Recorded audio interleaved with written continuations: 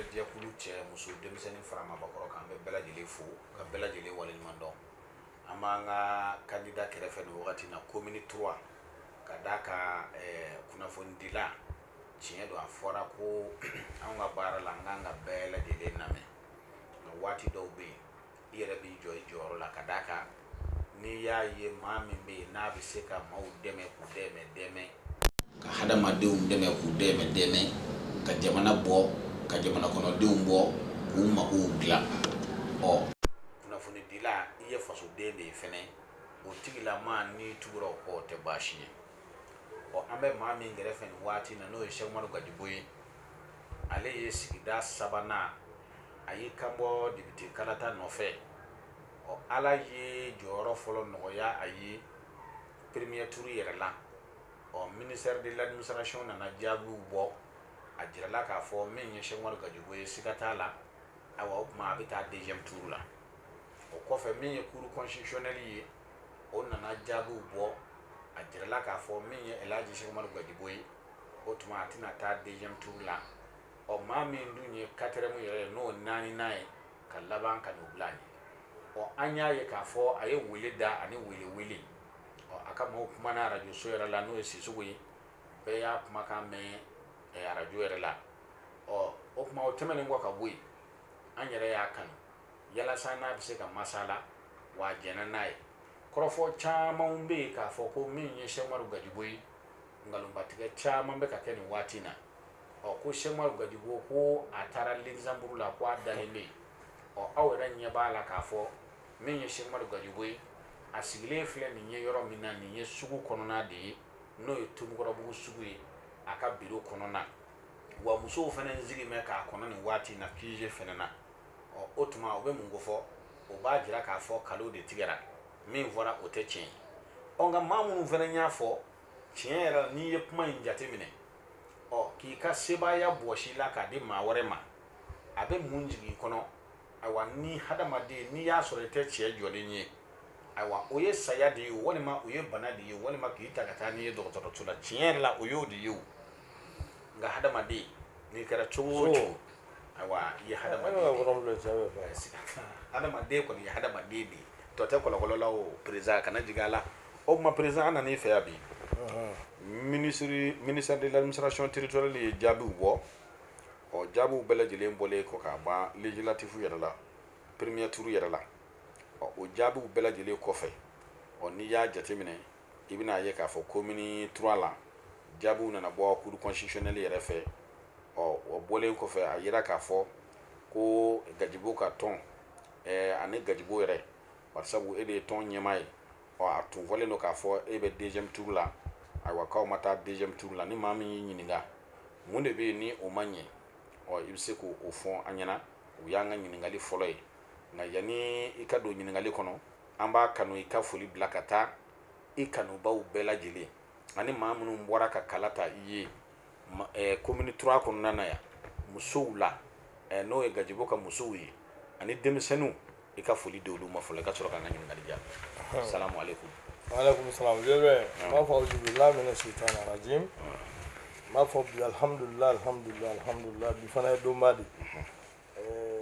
ma se Ala yɛrɛ k'a fɔ ko n ka foli bila n ka maaw ma. Webilen n ko ne ni maaw jɛlen don Ala sira de kan. Ne tɛ se ka bɔ bi ka kuma i ka radio so la n ma foli bila Mali musow ye commune 3 musow Mali denmisɛnw commune 3 denmisɛnw a cɛkɔrɔba musokɔrɔba maa ma wulila depuis campagne depuis Gajibo ka candidature ko fɔra adamadenw ye min yira ne la sigida 3nan in kɔnɔ ne b'a fɔ alhamdulilahi n bɛ bɔ k'u fo ka segin k'u fo k'a f'u ye u n'u denkɛ Gajibo a n'u cɛ Gajibo a n'u dɔgɔkɛ Gajibo u kɔrɔkɛ Gajibo k'an bɛ ɲɔgɔn fɛ bi an bɛ ɲɔgɔn fɛ sini. Ala min y'an jɛ n'Ala ka jɛ ye fana an b'o jɛ kelen de kɔnɔ n bɛ bɔ k'u bɛɛ fo maa ma wulila ka kala ta ne ye k'a ta ne ye hɔrɔnya la maa si t'a fɔ f'i bila aw ye journaliste ye o ko ne Gajibo ye dɔrɔmɛ 2 di maa ma ko a ye taa voter o ne ye n ka vote kɛ dimanche le 29 n ye n ka téléphone fermé à 10h30 maa si t'a fɔ k'i ye ne kɛ jugu centre de vote do la maa si t'a fɔ k'i ye ne kɛ jugu kɛnɛ ma ko n ye 200 di maa o maa ye taa vote n'o kɛra ala ɲɛna an k'an ka to ka bɔ k'an ka maaw fo o hɔrɔnya la u y'o hɔrɔnya min komi an jɛra hɔrɔnya de la ka bɔ ka mali musow fo ka communauté musow cɛ denmisɛn maakɔrɔw ka bɛɛ lajɛlen fo maa ma wulila maa ma i ka baara bila depuis campagne nin daminɛna fo kana se élection do ma wallahi n ka foliw b'u bɛɛ ye ala k'u kɔrɔta hali bi ala k'an ka commune sinsin hali bi an bɛ jɛ min kɔnɔ ya rabi ala k'an ka jɛ in ala k'a banba hali bi o de foli bɛ n bolo k'a di n ba ni n dɔgɔnin ni n kɔrɔ ni muso minnu bɔra o de foli bɛ n bolo Elhaji Seku Umaru Gajigo bolo k'a fɔ Elhaji Seku Umaru Gajigo ni awa musow ko i ma lesiya nga u labana ni k'i kɛ waraba ye n'o ye le lion ye i n'i ka warabaya ye mɛn ɲɔgɔn na i n'i ka lesiya ye mɛn ɲɔgɔn na ka d'a kan an y'o kunnafoni min sɔrɔ bi sɔgɔmada ni arajo la an nana sɔrɔ cogo kelen don lesiya b'a cogo la lesiya ma yɛlɛma lesiya tɛ maa yɛlɛmata yɛrɛ ye lesiya n'i y'a jateminɛ jaabiw kɔni bɔra cour constitutionnelle yɛrɛ fɛ ko jaabi min bɔlen filɛ nin n'i y'a jateminɛ déléguéw fana bɛ yen nɔ minnu bɛ yen n'olu bɛ bureau kɔnɔ kalata bureau kɔnɔ u bɛ kalata koɲɛw kɔlɔsi yala cour constitutionnelle ka jaabi min n'o bɔra ani délégué minnu bɛ yen n'olu tun bɛ bureau kɔnɔ o tuma o jaabi minnu bɔra o fila dun ma se ka ɲɔgɔn da o tuma mun de kɛra cour constitutionnelle alhamdulillah bibilen i b'a dɔn élection bɛɛ b'a cogoya dɔn dɔɔni maa kalannenw bɛ jamana kɔnɔ maa kalannenw bɛ n ka commune yɛrɛ kɔnɔ ne Gajigo i b'a dɔn le choix des délégués d'abord o tun bɛ ne ka direction de campagne de bolo délégué ne tɛ se ka n bolo jɔ ko hali nin ye n ka délégué ye o tun bɛ n ka direction de campagne de bolo Vieux délégué fana b'a ka rôle jouer depuis élection bureau bɛ dayɛlɛ délégué ka baara bɛ ban ni urne fermera mandataire de b'a tɔ suivre bɛɛ ka mandataire bɛ se gouvernorat la procès verbal bɛɛ bɛ na verbaux bɛɛ bɛ na bɛɛ ka mandataire ɲɛna ye bɛɛ ka mandataire ɲɛna ye a PV bɛɛ bɛ na a PV bɛɛ bɛ kalan bɛɛ ɲɛna décompte bɛ kɛ bɛɛ ɲɛna mais n k'a fɔra yɛrɛ ko Gajigo taara gouvernorat la n k'o bɛɛ fɔra Vieux o ye gouvernorat ta yɔrɔ ye ne ka mandataire denbayatigi don n b'a fɔ k'a fo a n'a ka denbaya bɛɛ lajɛlen a ye su 3 de kɛ depuis dimanche lundi mardi a ma si a ka denbaya la a bɛ ka veiller ne ka mandataire ale de ka rôle kun don mais gouvernorat a da fini a jɛlen ne Gajigo t'a dɔn mais a fɔra yɛrɛ ko Gajigo taara gouvernorat la o bɛɛ fɔra bon fɛn bɛɛ kɛra ala ɲɛna ko ni gouverneur yɛrɛ sigira o kɛra ala ɲɛna o kɛra ala ɲɛna Vieux mandataire ka baara de bɛ ban bɛɛ lajɛlen ka mandataire olu bɛ ban décompte bɛɛ la ka procès verbal bɛɛ kɛ k'a bɛɛ signé gouvernorat mana tila olu la sa résultat bɛ ta ka taa administration territoriale la o ye gouvernorat ta ye dan ye Gajigo ma ta ye o délégués b'u ka baara kɛ depuis élection bureau de vote bɛ dayɛlɛ fo ka taa bureau de vote fermé délégué ka baara dan ye a tɔ bɛ mandataire yɛrɛ damaw de ni ɲɔgɔn cɛ 44 candidats bɛɛ ka mandataire tun bɛ yen mais n'a fɔra ko Gajigo tun bɛ yen o kɛra ala fana ɲɛna ko ni gouverneur sigira o fana kɛra ala ɲɛna conférence de presse kɛra fo dɔw yɛrɛ ko ne bɛna nommé de Vieux fɛn bɛɛ kɛra ala ɲɛna bari u b'o bɛɛ fɔ mun na bɛɛ ye ne ka tɔn ye ka président soutenir 2017 élection na o siraw de fɔ b'a fɔ je suis proche du pouvoir ko n bɛna nommé de bari 44 candidats parti joli tun bɛ course la k'a fɔ Gajigo ka nin jɔyɔrɔ sɔrɔ bi o de bonyana mɔgɔ hakili ma bɛɛ ka chiffre de bɔra i ka mandataire bolo ka n'a d'i ma o de kɛlen bɛɛ wulila k'a fɔ ko ne de bɛ premier ne de bɛ deuxième la misali yɛrɛ la élection bɛ kɛ don min ne Gajigo banna n ka vote la journaliste ye interviewé n ko n nana n ka devoir citoyen de kɛ wa u ye n ɲininka ko ni résultat bɔra ko hakilina ye mun ye n ko non hakilina wɛrɛ tɛ ne la o je reste toujours républicain n ko an bɛɛ bɛ to an ka jamana sariya sunba de kɔ n'o ye jaabi min di n ko ne fana bɛ jɛn n'o de ye o n y'o de fɔ n vote don k'a taa o don fo bi mɔgɔ ma ne ye kɔkɔ mɔgɔ ma ye ba kɔ mais kuma bɛɛ bɛ ka fɔ depuis résultat ma bɔ administration territoriale ka jaabi min ale yɛrɛ ma jaabi de individuellement a ye taux de pourcentage de fɔ sur toute l'étendue du territoire élection pourcentage ma do 35 et quelques pourcents ministre bora ko de fo ministre ma fo ko commune na ni ne gaina commune de na ni ne gaina commune do ministre mo fo ministre bakuruba d'état le nombre de taux de pourcentage ministre o de fo a bana fana ministre ka jabi ko fo do era ko ne tra ministre de l'administration territoriale voir ne be to voir ni da loi jume ne candidat ne be ta ministre voir obse ka ser o tie o no galo kanga don gouverneur be balole ministre be balole viable me ta ministre voir muna me ta voir muna kundola depuis ministre ni sira administration territoriale kono o be ni ngali ne ka jugo de la kasi mo ko kasabali kuru constitutionnel le jabi min fana di ale de jamana sara suma ye nyo de fo ngam tondo be yana kunu ni mana ne yɛrɛ kɛra komi karamɔgɔ de kunu bari mɛ n ka jamana fɛ n ye maaw waaju de ne ye min wele n'o kasira n b'a fɔ n k'a ye sabali an k'a bila ala ka minɛn kɔnɔ ala y'a kɛ kun min kama an si t'o dɔn dɔw bɛ kɛ député o tɛ mandat laban donc ala ye nin kɛ kun min fana kama an t'o dɔn ala de b'o dɔn n y'o de fɔ n ka tɔndenw bɛɛ ye kunu ale sɔgɔmada na wulile dɔw ko non ko a fɔra ko n bɛ Luxembourg la ko n dalen bɛ yen vieux blé ne filɛ n ka bureau kɔnɔ yan kɔni ye bureau ye vieux blé maa min bɛ ne gajigo dɔn ne cɛ min ye ne baw bɛ n kɔfɛ ne denw bɛ n kɔfɛ n'o ye jeunesse ye nin tɛ se ka ne yɔgɔyɔgɔ ayi kuru ye jaabi min di an bɛɛ b'an wasa don kuru la kɛ mɛ kuru tɛ se ka ne ka base minɛ na o ayi mɛ mun bɛ n se Luxembourg la mun bɛ n se mɔgɔw ka sabali maa min tɛ gajigo dɔn i bɛ na intoxiqué maa min tɛ gajigo dɔn i bɛ na intoxiqué e de sirikura ne baw bɛ n kɔfɛ n'a bɛ f'o ma bi Mali musow ka gajigo ne baw ye duwawu min kɛ ne ye et puis ko ne baw de ko ne k'an président u y'a fɔ k'i ka wari sara ko n'olu ye kasi kɛ k'u ka sabali nin tɛ foyi ye ala bolo ko ne ma duwawu de ɲini aw fɛ wa ko an tatɔ filɛ nin élection na komi aw ko an k'a kɛ n'an ka hɛrɛ b'a la ala k'a latigɛ donc ni nin jaabi de dira ala de fana ma nin latigɛ mɔgɔw k'a bila ala ka minɛn kɔnɔ mɛ n dalen tɛ yɔrɔ si dɛ n ye n fa n ka to la madame ye zamɛ bila ka na n ye n fa o fana la n filɛ n ka bureau kɔnɔ ala kana n se Luxembourg ma sisan faamuna Elhaji Cheikh Umaru Gajigo musow ka gajigo an y'a ye k'a fɔ maa caman bɛ yen nɔfɛmaw la olu yɛrɛ labɛnnen kun don k'a fɔ tiɲɛ yɛrɛ la musow yɛrɛ la minnu hakilina ɲuman kun t'u la fiyewu nka gajigo ni mɔgɔ min y'a jateminɛ e ye wuli ka jɔ min kɛ ka sebaaya min sɔrɔ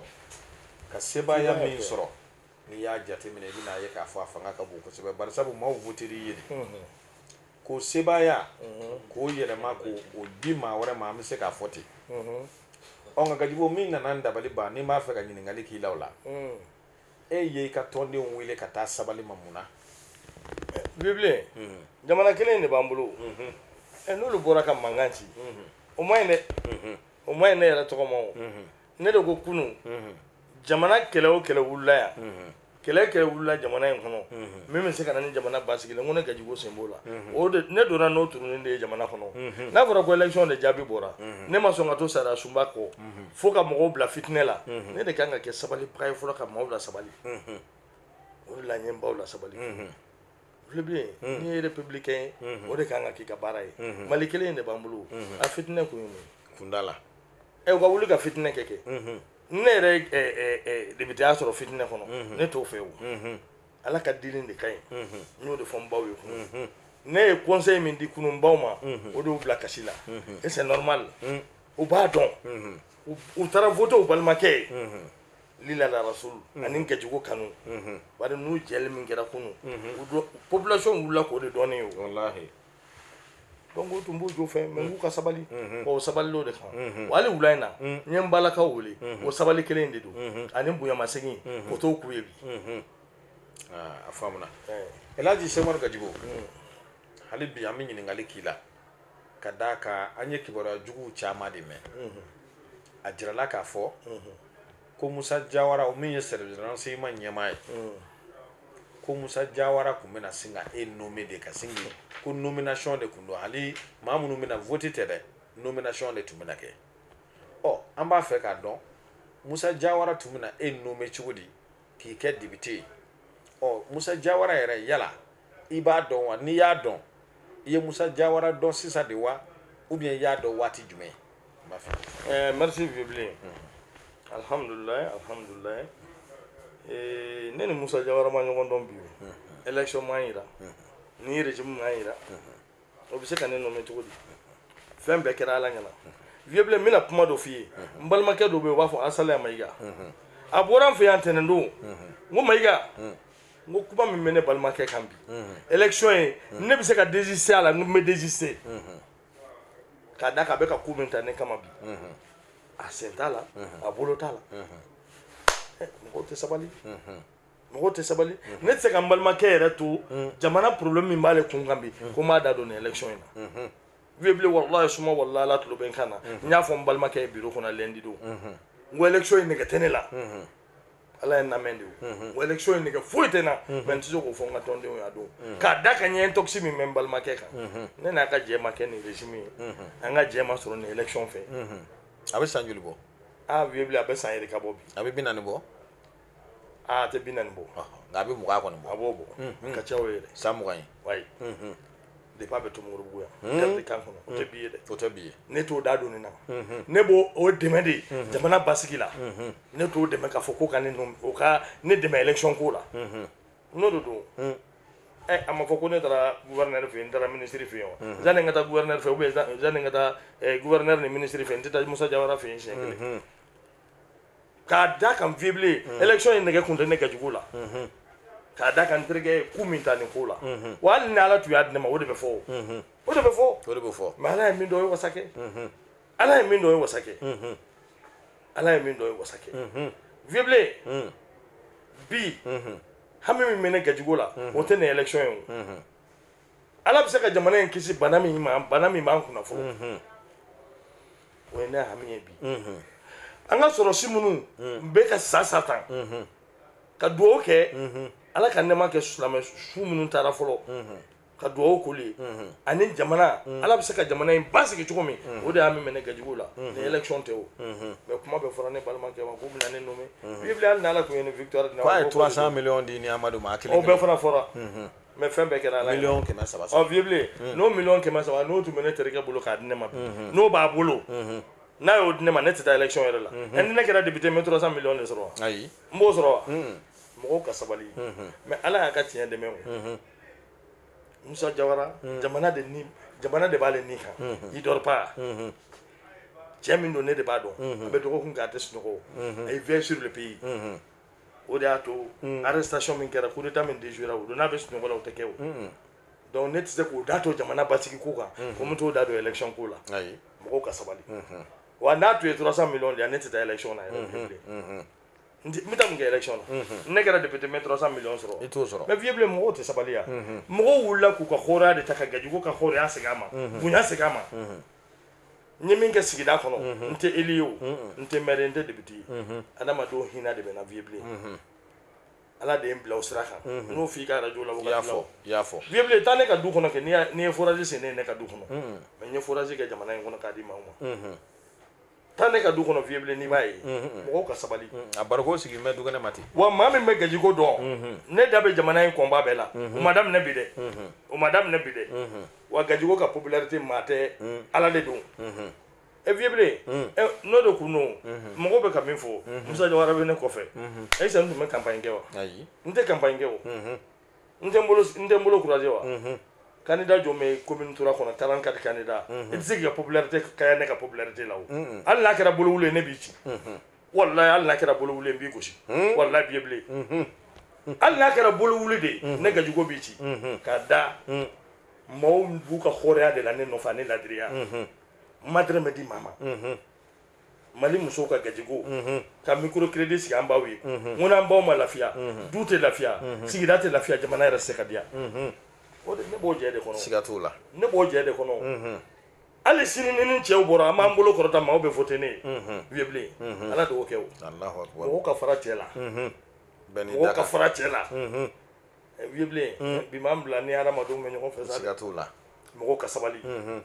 Vieux élection 2018 min bɔra ma ko commune 5 musow ko ne ka transfert kɛ ka taa n présenter o ye Musa Jawara ko ye wa ayi o t'o ye u ka fara cɛ la Vieux plateforme référendum wi an sona an fora 2017 ko jamana be bi gajugo 14 ne o la o wallahi o kɛra ko ka fama neni ni an ka diinɛ ɲɛmaaw mɔgɔba nenu dabila an wulila k'o kɛlɛ kɛ don ma fɔra ko Musa Jawara ko wa mɔgɔw tɛ sabali wallahi mɔgɔw tɛ sabali n wulila ka soutien kɛ armée décembre la ouais mois de février avant que n présenter députation na n ye don de sang avec tous les Sissoko du Mali a président national sigilen filɛ et Musa Jawara ko yo mɔgɔw ka sabali an n'u ka jɛ tɛ élection ye n'o de kunu ne ka position n tɛ bɔ nin position na n bɛ to a la de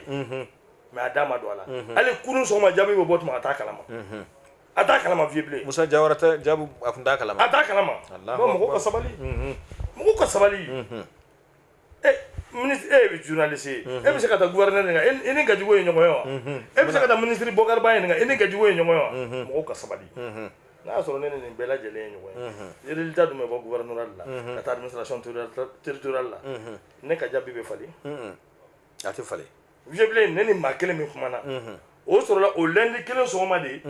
dɔ ye n wele n ka orange kan n t'o yɛrɛ ta tuma bɛɛ n barila k'a ta n ko jɔn don ko Bayo ko cour constitutionnelle chef de cabinet ko n ka mandataire bila ka taa ne yɛrɛ mandataire wele n ko mais pourquoi o t'e wele o bɛ ne wele ne yɛrɛ cɛ ɲininka n ko candidat de bɛ na ou bien mandataire ko non ko mandataire an taara n'an ka dossier bɛɛ an ye requête min na don an ka 35 voix min kun tigɛra an taara n'o requête copie mais kunu a ma grande surprise n'a fɔra cour constitutionnelle yɛrɛ bɛ k'a fɔ ko soi-disant mandataire o ka bɔ hakili ma dɛ ne de ye n ka mandataire choisi k'a signé k'a bila ka taa depuis élection ma kɛ a kan ka fɔ ko soi-disant mandataire vieux blanc an ka nin bɛɛ bila ala ka minɛn kɔnɔ mais mɔgɔw ka sabali k'an balimakɛ diffamer n'ale bɛ ne kɔfɛ nin élection na ne tɛ gosi o n t'a da don a la a da man ka don a la n t'a da don a la a da tɛ don a la fana mais n'a da kun kan ka don a la ne tɛ ci ne tɛ se ka namara o o ye tiɲɛ c'est vrai la cour constitutionnelle est indépendante mais il devrait avoir l'œil sur ça mais wallahi suma wallahi vieux bilen kunu a ye ne de ɲininka ko n y'a mɛn ko jaabiw bɔra a t'a kalama ale bɛ ka veiller ko wɛrɛ kunna jamana ko la mɔgɔw ka sabali mɔgɔw ka sabali mɔgɔw ka sabali mɔgɔw ka sabali vieux bilen ne ye n ka élection kɛ ni n wɔsi de ye ne yɛrɛ bilara ala la o cogo bilara vieux bilen ne bɛ n ka inventaire compteur arrêté chaque 31 décembre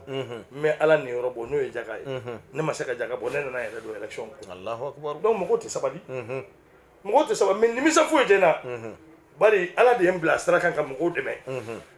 wa hali sini n b'a kɛ faamuna hali sini n b'a kɛ n bɛ continuer o fɛ n m'a ɲini ala fɛ a kana n bɔ sira kan faamuna voilà ayiwa Seku Umaru Gajigo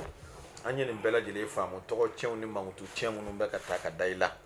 n'i y'a sɔrɔ Musa Jawara bɛ k'i dɛmɛ i kun tɛ bi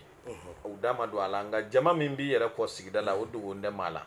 nka ni maa min b'a fɛ k'i ka wulujugu fa i n'a fɔ ko fa b'a la dɛ n'o kɛra maaw b'a fɔ nin ye tiɲɛ ye ka d'a kan i m'o dogo i ko ni Musa Jawara aw bɛ ɲɔgɔn dɔn a bɛ san 30 bɔ bi e ni Musa Jawara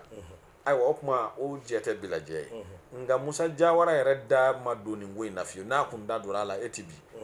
nka a kɛra tɔgɔ tiɲɛ nka Gajibo bi tiɲɛ na i t'a la bilen an ɲɛ b'a la k'a fɔ deuxième tour bɛna kɛ yala Gajibo yɛrɛ labɛnnen don ka consigne di k'a fɔ maa dɔ ma ayiwa an ka maaw a ye fara nin digila maa kan wa c'est vrai vieux nin question c'est très important bɛɛ b'i ta fɔ i m'a ye ne ko i ma meeting don ni jamana an ka commune hɛrɛ bɛ maa min bolo an bɛɛ ka taa an ka carte d'électeur ta an bɛɛ ka vote tigɛ ne yɛrɛ bɛ vote tigɛ n m'a fɔ i y'a fɔ donc ne b'o kelen de kan n t'a fɔ a ye vote karisa ye a ye vote karisa ye non vote yɛrɛ ye mun de ye il faut laisser les gens libres choisir leur candidat ne tɛ consigne de vote di a ye n t'o di vieux bilen chacun est libre de choisir son candidat non n t'o kɛ vieux bilen ne tɛ parti politique ye o hali n'a sɔrɔ n tun ye parti politique de ye n t'o consigne di o n ye association de collectif des associations pour le développement du Mali n ka juru tɛ maa si kan na n tɛ maa si bila a ye taa voter karisa ye vieux bilen n kana n ka jamana janfa sa a y'i kɛ n'i ka jamana janfa sa ko n'olu kɛ vieux bilen ne tɛ consigne de vote de non ne t'o di ne bɛ se ka min kɛ bi en tant que républicain l'apaisement parce que tiɲɛ la an ka maaw mécontent don an suyana nin kɛra n ko a y'o bɛɛ to yen n k'a bila ala ka minɛn kɔnɔ et chacun est libre de choisir aussi mais n tɛ conseiller di maa si ma n t'o kɛ a ye n t'o kɛ n'i y'o kɛ n bɛ jamana yɛrɛ feere o man ka kɛ o i bɛ maaw to yen de n t'o kɛ n bɛ se ka min fɔ n ka tɔndenw ye basigi jamana basigi ani ka bonya masegin k'u ye o de ye n ka devoir ye i tɛ conseiller d'u ma mais élection don min ka di min ye o ka taa kala ta o ye wa ou bien o de ko don n ka o de y'o ye bilen ne t'a fɔ a ye taa fa karisa ye a ye taa voter fa karisa a ye taa non non t'o kɛ a ye ne t'o kɛ ou bien o ka to so de a ye o fana ma ɲi dɛ o ma ɲi jamana yɛrɛ ma vieux bilen n m'o de f'i ye n ko le 12 mars n ko n ye bɛɛ la sensibiliser bɛɛ k'i ka carte d'électeur ta et vieux bilen n ko ne kɛ jugu de ye 40 taximani nabɔ n k'u ka don commune kɔnɔ u ka taa maakɔrɔbaw labɔ u k'u don taxi kɔnɔ k'u t'u ka carte ta k'u t'u bila u ka so mais n m'a fɔ a ye taa nin du in kɔnɔ nin n ka militant dɔ bɛ yan o ne m'o kɛ o vieux bilen je reste toujours des républicains n y'o opération ni taxi kɛ yan o e m'o mɛn yan n y'a mɛn ne de y'o kɛ n ko tile ka goni ka taxiw louer k'a taa sɔgɔma 24 heures n k'u ka taa maakɔrɔw ta u ka so kɔnɔnaw la u t'u ka carte d'électeur ta mairie la commune 23 quartiers de la commune 3 o ko t'u jigin u ka so tura ye vote ye droit de n'i b'i ka faso fɛ i kan ka fasodenw na mobiliser de k'u la sensibiliser u ko t'u ka carte d'électeur ta u yɛrɛ k'u ka commune maa min n'a ka kan ka taa vote o tigi mais man ka fɔ ka to so dɛ o tɛ kɛ dɛ o tɛ kɛ dɛ ne yɛrɛ garidigo bɛ taa voter mais n t'a fɔ maa si ka to so wa vieux bilen élection don ni n se kɛra fana ka maa min labɔ n b'u labɔ bɛɛ ka taa voter mais n kɔni tɛ conseiller de vote di maa ma faamuna n t'o kɛ ayiwa Sɛk Umaru Gajibo an ye nin kuma faamu i y'a jira n na k'a fɔ i tɛna i bolo ɲɛsin maa si ma i ka maaw k'a f'u ye ko u ka taa kala ta nin tigilamɔgɔ ye deuxième tour la nka min ka di min ye ka taa kala ta u ye nka i ka maaw ka bɔ min ka di min ye ka taa kala ta u ye o faamuna n'o tɛmɛna ka bɔ yen Sɛk Umaru Gajibo i dɔnnen bɛ ni fɛn min ye n'o y'a to musow yɛrɛ cɛsirilen b'i kɔ bi o ye i bɛ musow u ka tɔnniw ni tarataniw ni ntɛnɛnniw i bɛ wari minnu d'u ma ani i ye musow sɛbɛkɔrɔ dɛmɛ Sɛk Umaru Gajibo i ye baara caman bɛ yen i y'o kɛ o baara ninnu dɔw bɛ tali kɛ siraw dilanniw la o baaraw bɛ tali kɛ foraziw yɛrɛ senniw la kuluba yɛrɛ kibaruya b'an bolo k'a fɔ sibiri don k'i bɛna taa kuluba ɲamantonba bamakɔ kuluba ɲamantonba n'ala ye sini jira la k'i bɛ t'o cɛ n'o bɔra yen sanfɛ balontan terrain fɛnɛ i ye bɔgɔ dɔw fɛnɛ to yen Sɛk Umaru Gajibo e ka baara ye développement de ye jamana yɛrɛ quartier yɛrɛ ɲɛtaa bɛ sabati cogo di nka kuma dɔw la a ma nɔgɔn dɛ ka d'a kan deuxième tour Sɛk Umaru Gajibo ma taa la yala e ye layidu minnu bɛɛ ta ani ko k'i bɛna baara minnu bɛ yen k'i bɛna olu kɛ a ye caman kɛ dɛ mais bilalen minnu bɛ yen ɲamaw cɛli yala sini samedi o ɲama cɛli na bɔ wa yala balontan terrain o ɲama cɛli na bɔ wa awa Sɛk Umaru Gajibo yɛrɛ a ma taa deuxième tour la bilen commune 3 maaw i tun bɛ k'u dɛmɛ cogo min k'u dɛmɛ jango musow ni denmisɛnninw nin y'o bannen ye wa awa tari cogo di alhamdulillah vieux bilen n ka na wagati la ne baro la n y'o de f'i ye ne ka dɛmɛ a sirilen tɛ élection na élection fana man ni musow jɛ ala ka latigɛw de don n ye n sigi de ka jateminɛ kɛ commune dɔrɔn tɛ o tɛnɛnni ni taratani i bɛ ka min fɔ alamusa ne ni juma ne ni sibiri ni musow ka micro crédit a tɛ commune dɔrɔn kɔnɔ e m'a bɛ fɔ ko mali musow ka gajigo wa a ma fɔ ko commune dɔrɔn musow i y'a faamu a bɛ donc pour te dire ni élection ne gagne o ne ma gagne o tɛ ne salaya o la bari depuis campagne tuma n y'o de dugawu ɲini n ko ala kɛlen bɛ ka ne bila sira min kan bi n m'a ɲini masa kelen in fɛ a k'an to kan bi a k'an to kan sini fana donc ne tɛ se k'an bolo jugu la fiyewu o bɛ continuer de bari an y'a sigi kalo saba n bɛ tɛmɛ ka taa lajɛ tɔn bɛ ala la minnu na donc munna o bɛ jɔ élection tɛ kalo saba ye o o tɛ se ka jɔ o wa n bɛ min fana f'i ye a dɔw ye question dɔ poser n pendant les campagnes ka radio sow la n k'i ma vieux bilen n ye fɛn minnu kɛ n ko n t'a f'i ye n ko n'i y'a fɔ n bɛ bila ala la n k'a kɛ ala de kama n tun t'a dɔn a don n bɛ n présenter n m'a f'i ye a don i y'a fɔ pendant ces campagnes aussi n ma layidu ta maa si ye comme ni n gagnera n bɛ nin k'i ye ou bien ni n ma gagner n bɛ nin kɛ n ma layidu ta maa ye o bari ne t'o kɛ n y'a f'i ye fana o wagati don i y'a question kelen poser n ko ni ne ye promesse ta maaw ye député budget tɛ député bolo ka baara ninnu kɛ o ne ye baara minnu kɛ député ka baara yɛrɛ tɛ a budget tɛ député bolo député ka rôle ye mun ye n y'olu f'i ye ma promesse di maa ma mais n b'a fɛ k'a f'i ye misaliya la kuma lasurunya la vieux élection na élection tɛ ala y'an bila sira kelen min kan maa ɲini ala kɛlenw fɛ k'an to sira kelenw kan ka dayɛlɛnw kɛ maaw ye u ka sigidaw la ka adamadenw ka hakɛw ɲini ka d'u ma ni n balakaw bɛ jɛ min na wa n bɛ continuer la de fana n bɛ continuer la de fana vieux la preuve an n ko kunun jaabiw ma bɔ wa o jaabiw bannen kɔ n ko ne bɛ ka sira ka bɔ kuluba ka taa sogonafin kaburudon na sotaramaw bɛ tɛmɛ a fɛ sira kun tɛ yen n ko n y'a sira kɛ kunna a video filɛ u nana ɲini fɛ n ma baara kɛ wa donc élection ko tɛ o ala de ye n bila kan maa ɲini o ala kelen fɛ a kan to sira kelen a kana falen ala kana n dɛsɛ fana ka adamadenw ka hakɛw ɲini k'a d'u ma u ka sigidaw hakɛw ɲini k'a d'u ma maa ɲini ala fɛ ala kana n dɛsɛ o la bilen ne ka foyi sirilen tɛ élection ko la vieux m'o de f'i ye wa ne y'a depuis kunun n bɛ k'a fɔ mɔgɔw ka sabali vieux ni n ka kow sirilen bɛ élection na a kun tɛ kun fɛ kunun n tun tɛ maaw bila fitinɛ la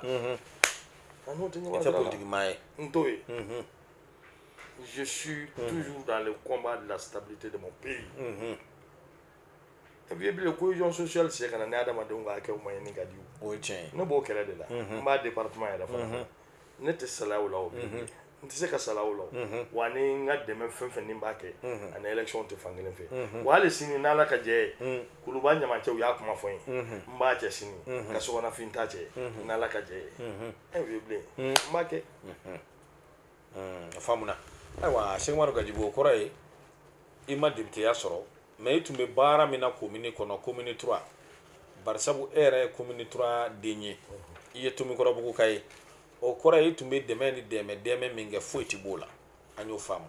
Elhaji Cheikh Umaru Gajibo n'o tɛmɛna ka bɔ yen n bɛ yɔrɔnin dɔ f'i la Bayɛlɛ dispensaire n nana ɲini fɛ n y'a ban jɔ la yɛrɛ n ma taa yen n'o fɔlɔ yɛrɛ awɔ Badiana Bayɛlɛ galadonnaw filɛ nin ye yan n y'u ka fɛn kɛ plus de 950 millions ka taa nin fana so in jɔ o don élection ko tɛ o fo adamaden bɛɛ ka kɛ dɔɔni dɔɔni na de o de la n ye galadonnaw fana ka baara in kɛ ka maa joli bɛ baara kɛ denbatigi joli don olu fana bɛ maa joli labalo ouvrier minnu bɛna baara k'u bolo olu fana bɛ dɔw labalo et puis bilen ala b'o tɔgɔ yan maaw dɛmɛ dɔrɔn ala yɛrɛ b'a dɔn ye n'i bɛ fɛn fɛn kɛ a kɛ ala kama foyi tɛ ne la salaya adamadenw dɛmɛni la fo ni n dɛsɛra don min wa n b'a dɔn masa in ale tɛ ne la dɛsɛ a tɛ n la dɛsɛ ne m'a fɔ k'u ka jugu o n k'u adamadenw de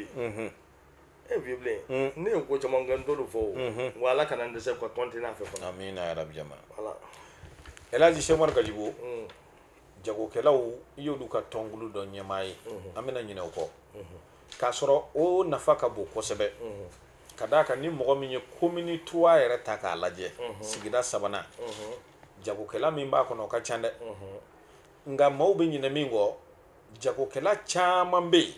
minnu dun ye layidu di hali don min résultat bɔra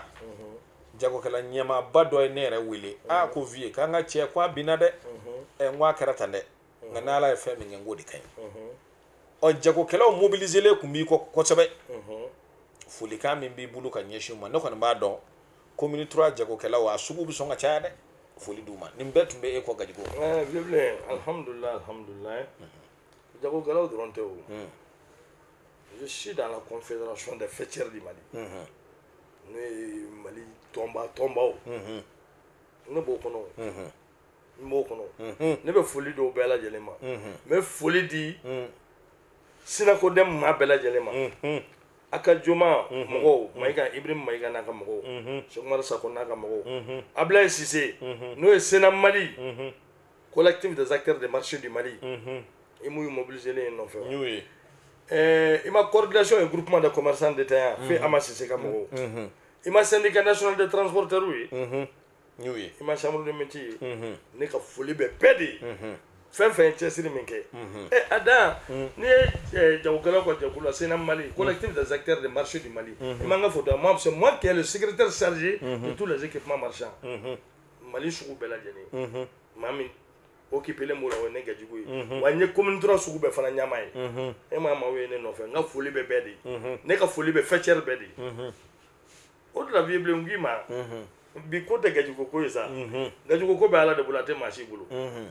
o de la an ye nin élection a défaite an y'a bila ala ka minɛn kɔnɔ kuno vible ne be de la sensibiliser wa nga foli be be de sinon gajugo te ma dugule jamana en kono même mali tomba be kono nolu be ko wula ko ka me content ga mayne me contentement ira mayne me ya fo be nga bla la kan sini kena be ni be ko fe sanduru te fo ya la bulu anga mbolo di nyoko mali bi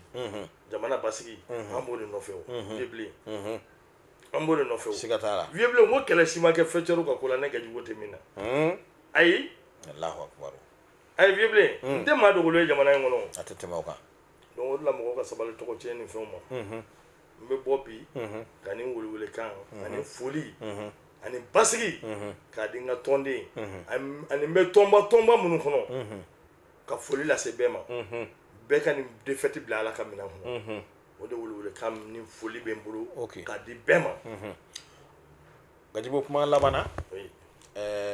ika ton membe ni au collectif des associations pour le développement du Mali CADEM aka priorité bina ke munde ni député kalata en kofa ni ka bangalaba non ni député kalata en kofa et pardon depuis élection présidentielle on devrait même faire le congrès du CADEM maintenant la ka j'ai une réflexion nani ni wakati ni nous temena je compte organiser le congrès du CADEM et voilà le CADEM avait fambedi je compte organiser le CADEM et ka bo CADEM ke muso be tola ka mali tomba be fu ka mali muso fu ka mali demson fu mali société civile mama mobilisera ani mali parti politique fumetu ngani asiri ki bene gajugo de demain nga foli be bela jele a président na secrétaire général na sous section na section ka foli di bema fo ka taso ka comité de bazuma CADEM bela jele to nga foli be be unu tu yere c'est le Mali qui gagne c'est le Mali qui gagne et c'est le Mali qui gagne toujours on de folie quand même bulu CADEM tonne me yo la kana se bela jele ma OK weble jamana ngalaba akadi wallahi kuma laba me mbulu ali bi kala se nga tondo bela jele ma ani kanu baga bela jele ani parti politique fu me EPM kono ne de ku ngani ay ka fo gajugo soutenir ni deuxième tour là ka yurula ka fo Mali ko de do ali bi anga bolo di nyoma c'est le Mali qui gagne et ne ka fo libe mo yo ali bi mais ka fo adama donye jamana kele de bambulu anga nyoma mine anga fra intoxico mo intoxuma anga fra intoxuma et jamana kele ne bambela jelembulu nan bena l'union sacrée autour de la République o de seka jamana en bobi o de wolo ka membulo ka fo malien den chema musuma mama e gajugo kanum ne election en konnala be ka dem bla ala kamina kono be ka to gajugo ko ala ni kemin kama bena fale mina masita do masai ne bado o de be mbulo ka di bela jelema l'union sacrée autour de la République famuna faut être basiki bo OK voilà c'est ce que je voulais dire aywa an filɛ bagaw ni tun ye Cheikh Gajugo ye CADEM ka cɛbɔ ale ma taa deuxième tour la cour constitutionnelle ka jaabi kɔfɛ nka a ye wele bila ma kanubaw maa ma bɛ yen ni votera ye ko bɛɛ lajɛlen ka sabali kɛ i taama bere ko nin de diyara ala ye ka tila ka wele bila ko a ka tɔnden kelen kelenna bɛɛ lajɛlen a tɛ consigne de vote di min mana diya min ye taa kala ta o ye ale tɛ consigne de vote di o tuma Gajugo ko a ka baara minnu bɛ yen n'a tun b'o kɛ commune 3 ɲɛtaa kama députéya in don députéya in tɛ o y'a sɔrɔ ale b'o baara in na wa a tun ye layidu dɔw nana fɛn dɔw ɲini a fɛ a tun ye layidu dɔw d'olu ma n'o ye Kuluba ɲama ye o bɛ ka cɛ dɔgɔtɔrɔso olu baaraw kɛra o tuma o bɛ mun ko fɔ san nana sɔrɔ kɔlɔnda ɲiginnen don Musa Jawara fɛnɛ o taa yɔrɔ min fɔlen filɛ nin ye a y'a jira k'a fɔ siga t'a la ale ni Musa Jawara bi ɲɔgɔn dɔn a bɛ san 30 bɔ nka kalata yɛrɛ jaabi bi bɔ don min na hali Musa Jawara a tun t'o kalama ka d'a kan coup d'état min bɛ yen n'a avortera n'o tun bɛna kɛ Mali yɛrɛ ka jamana ɲɛmɔgɔ la k'u bɛ taa minɛ a ka so n'o ye IBK ye o plan bɛɛ lajɛlen tracé kun don k'o ban Musa Jawara tun b'o ko la hali a tun tɛ nin jaabi dɔn ani Musa ka ɲɔgɔn dɔn ani nin olu tɛ ɲɔgɔn ye sira la ka d'a kan a bɔra ka fɛn minnu fɔ sisan ni maa min bɛ faamuyali kɛ Mali musow b'a kɔ commune 3 musow b'a kɔ a denmisɛnninw b'a kɔ o ye kelen a filanan jagokɛlaw ka tɔnkulubaw de bɛ a bɛ minnu kɔnɔ wa a yɛrɛ ye jagokɛlaw ka tɔnkulu dɔw ɲɛmaa ye a ka bɔli don an y'a ye k'a fɔ u bɛɛ lajɛlen tun b'a ka kɛnɛ kan yan o tigila ma no ma jama sɔrɔ jɔn bɛ jama sɔrɔ nka ni maa min b'a fɛ k'i ka wulujugu faa ni m'a fɔ ko fa b'a la n'i y'a faa ten dɔ bɛ sɔn k'i jalaki dɛ o ye jumɛn ye a terikɛ ye Musa Jawara ye ani régime ka surun a bɛna kɛ nomination ye a donna tan a bɔra tan an balimaw o tuma hali maa min da misiw min yɔrɔ la i b'a dɔn filenden ye nin de ye gajigo sigilen ye musow ka gajigo musow ka lesya wa lesyaya in o tɛ bila koyi wa a tɛ dabila koyi o tuma an b'a fo ani CRDM tɔnden kelen-kelen n'a bɛɛ lajɛlen ka foli d'u bɛɛ lajɛlen ma Sisoko k'i yɛrɛ fo dan tɛ foli min na hakɛto bɛ nin kan salala Mahamadu. Merci.